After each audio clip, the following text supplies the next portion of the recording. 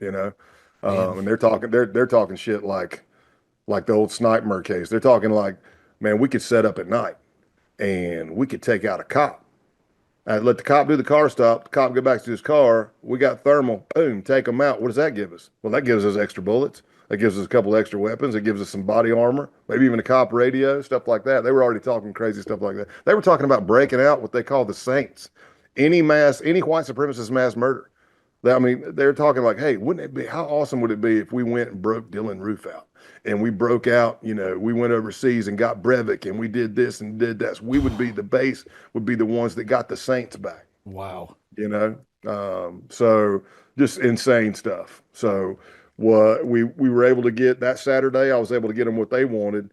I headed back down to Baltimore. I flew to Georgia. Sunday, I drive up to North Georgia. I meet TMB and Helter Skelter. We go and case the house at night because Helter hadn't seen it. And that's when Helter says, he tells me he wants to pop his cherry. And I'm like, what?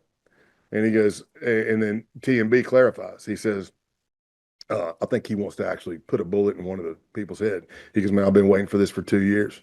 He said, do you mind if I actually shoot one of the victims? And I was like, well, I mean, it's a small caliber with a silencer on it. It's probably going to take more than one shot anyway. I'm like, yeah, we should all be able to get a shot. And that was per there. It's not like I was calling the shots. I was like, Yeah. yeah, man, I don't see why you couldn't. And then I say maybe I went home Monday. I came back late Monday night. I think we vetted a new member for the base face to face vetting. And then that Wednesday morning, it all started. I'd met with a local SWAT team. We decided that I would help get Luke out of all the people that were going to be arrested. The most uh, non-advantageous arrest would have been trying to go on a 100-acre farm without being noticed. Law enforcement rolling in and everything.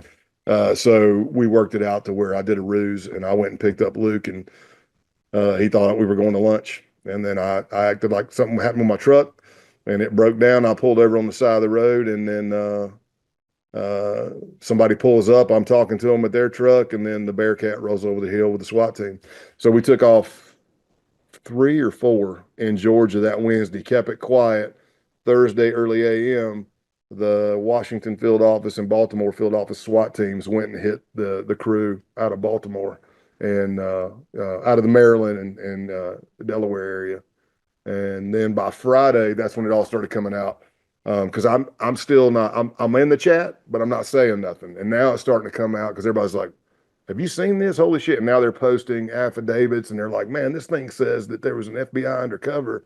And they're like, who the hell who's a fucking undercover in here? And they're going back and forth. I'm just sitting quiet.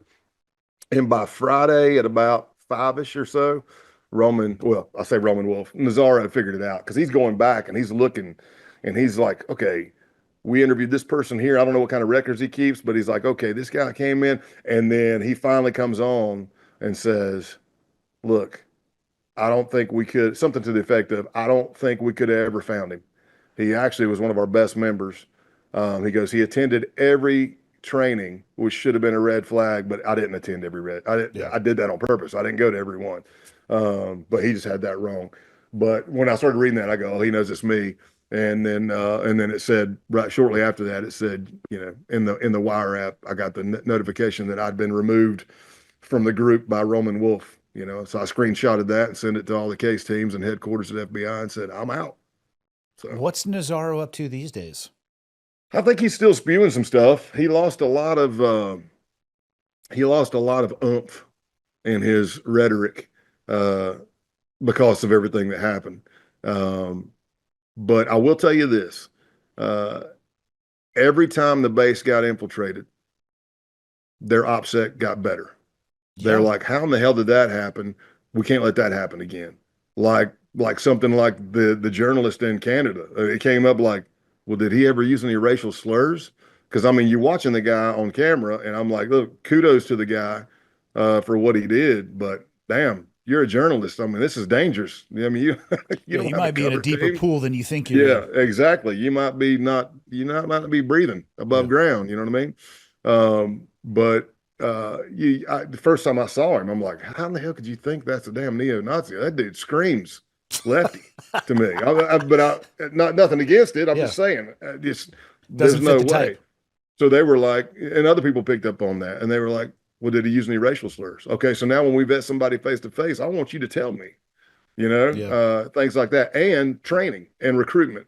Every video we did had to be better than the last one. Every propaganda video had to be better than the last one because they wanted to recruit more and grow. So he's still pushing that rhetoric. And there's other groups out there that have formed and went defunct and formed again. But I think, well, I know that us arresting a lot of people scared a lot of people. And actually, one of the guys that was in the base, pretty big boy, he ran about 275. He had under his pseudonym or under his moniker had wrote a post in one of the Telegram channels, and he actually said some nice things about me. He said that we had that Halloween hate camp where we I didn't kidnap the goat. They stole the goat or ram, but I was there for the sacrificing and we drank its blood and all that stuff at a pagan ritual and just crazy, crazy stuff. But that's when some of the true underlying murder plots and stuff were starting to come out. Yeah. And some of the base members were like, this is not, I didn't sign up for this. So that guy was one of them, even though he helped kidnap and kill the goat. So he ended up getting charged with that. But he said something to the effect of he actually admired somebody who could be undercover with a bunch of neo-Nazis fully armed with all that hate in their heart kind of thing. It's something to that effect, he said. So hopefully by doing that, you thwart some of these things. But I've gone and spoken at Eradicate Hate Global Summit. It's an organization based out of Pittsburgh. It all started after the Tree of Life synagogue massacre. And I've spoken up there, a lot of academia, a lot of great people trying to do good things.